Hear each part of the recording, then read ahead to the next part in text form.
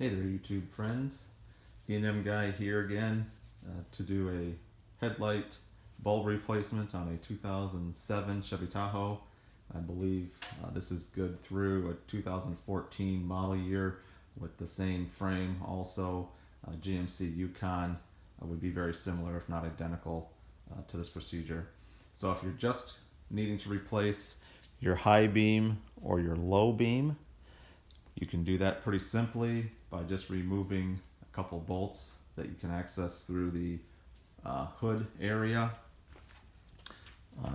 Engine compartment, you just take out these couple bolts. These are 10 millimeter.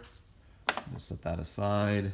And here's the other one right up top. I've already loosened these, obviously.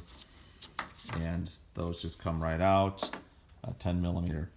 Then you have to pull a little bit. There's some slight pressure on the left hand side here because there's a captive rubber piece that's attached to the headlight that's also attached to the frame.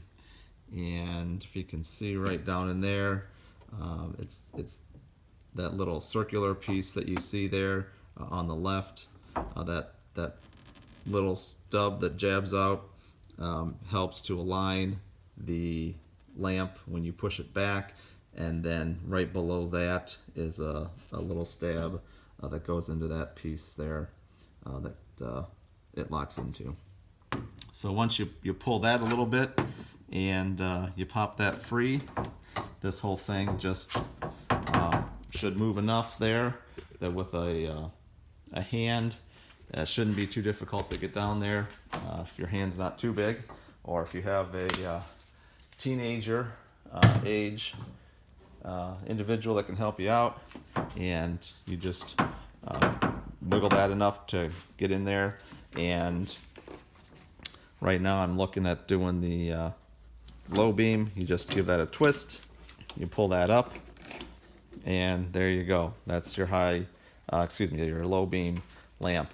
This is an H11 style lamp, and there are two little tabs that hold it in. You just bend those out a little bit. They are plastic, so be careful, they will break. And you just pull your lamp up, and there it is. Just make sure you're wearing gloves or use a paper towel, that you're not touching the lamp itself here, because the oils from your skin will get on that and cause a hot spot and actually burn the bulb out prematurely. New one, just reverse order, push that back on. Those little clips will catch back inside there. You may have to pull on a little bit to get your hand back in there, but you just find that opening and you put it in there till it seats, and then you just twist it back in, and that seals it. And then same thing for the left side here, which is your high beam.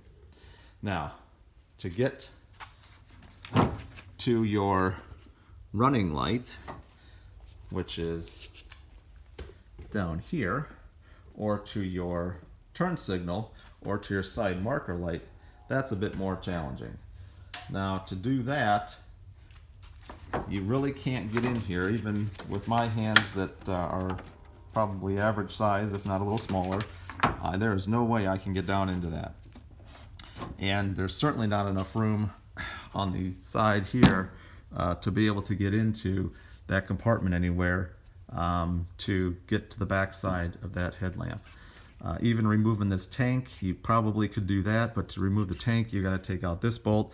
You've got to remove this whole secured panel here, and I'm not sure beyond that where there are additional tie points for your washer fluid, but I'm sure there are a few more bolts. You may even have to go in the wheel well to get that out. But to get this headlight out far enough to reach your daytime running light, or these other two lights, the turn signal and the marker light, you have to get into your wheel well anyway. So to do that, you have to get down this side here, and what I've done is actually just popped out a couple pieces. These clips here, there's one here and one there, and then there are also two screws, one at the bottom, and then there's one at the fourth position up. one above and below those two push pins. These are a 7mm head screw.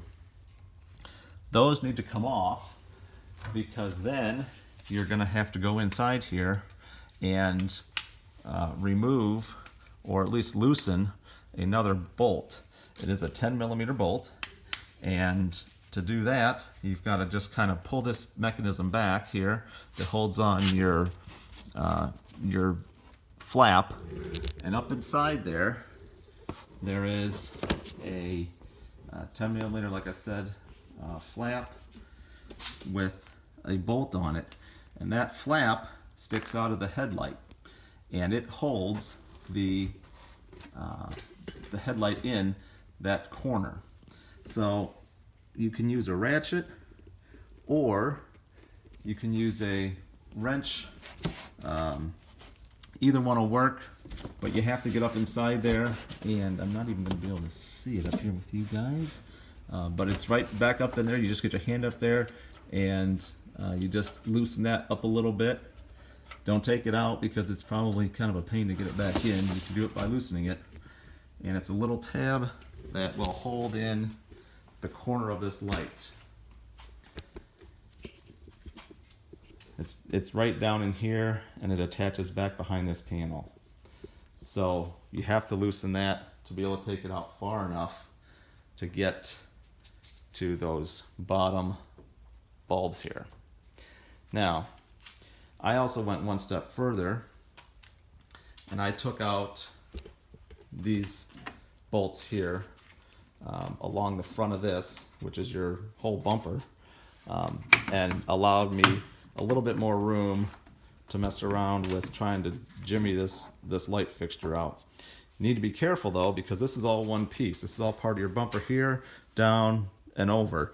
So if you're not careful, you're going to damage your paint or start to crack right here in the corner as you're pulling on this. But it can be done with a little finesse. It's not too big of a deal. Then all you have to do is you just start wiggling this thing out, and you can see it's very free on this side now. Before it wasn't, with that bolt still in there.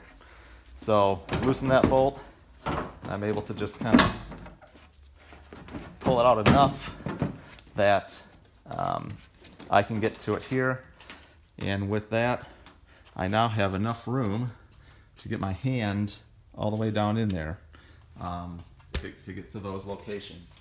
Now you do have to be careful still, because you could come up against some wires that aren't able to be moved, and that's what happened in my case. I was able to then reach the connection for that driving light, which is on the bottom left of the headlight here, but I wasn't able to turn it far enough because the wires were so taut.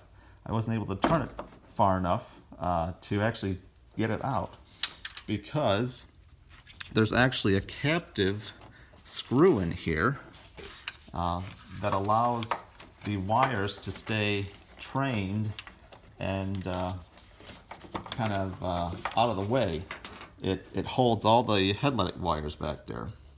So it's actually requires a 15T, that's a Torx head screw. It's a 15T. So with this out of the way, I was able to use that Torx screwdriver to loosen it, and I've got it loose here. I'm just trying to pull it out. So almost have it here. Okay. So this is what it looks like at the 15T head, and that goes up against the back of the light, and you've got some wires for this. The wiring harness actually sits underneath them, so it kind of pinches and holds them together so they're not flopping all around. But if you're not careful, you don't realize it, that has to come out, or may have to come out, to allow you to turn the lamp socket far enough. Now here we go. This is the bulb for my daytime running lights. This is a 3157 bulb. It literally just pulls straight out. You put your new one back in there, you just push that in, and then you work your way back down to the opening, twist it together, and you're good to go. So now that you've got this out, I can show a little bit here that tab I was talking about, and it is right here. If you can see right there, it's kind of a little tab. This isn't a good angle either, is it? It's a tab right there, right there. So this is what slips in to your screw behind the fender here, and so you got to make sure that that's on the correct side when you push it back together of the screw that's back there. And I'll show you what I mean here as I get this put back together. The tab has to line up such that it allows you to push that light back in place.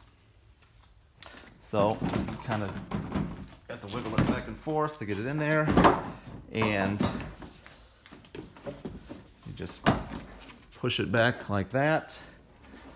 You got a little space, and try to get the front bumper lined back up so I can push that in a little bit. And there we have it. Then all you do is make sure that's lined up. I can feel that it's pushed back in there. And then all I would do is just reattach the screws up top here at both places. One here, and then tighten the screw or the bolt, 10 millimeter bolt that's back behind here, up under the wheel well, and you're good to go. Thanks again for watching. Feel free to subscribe, like, and we'll see you in the next video.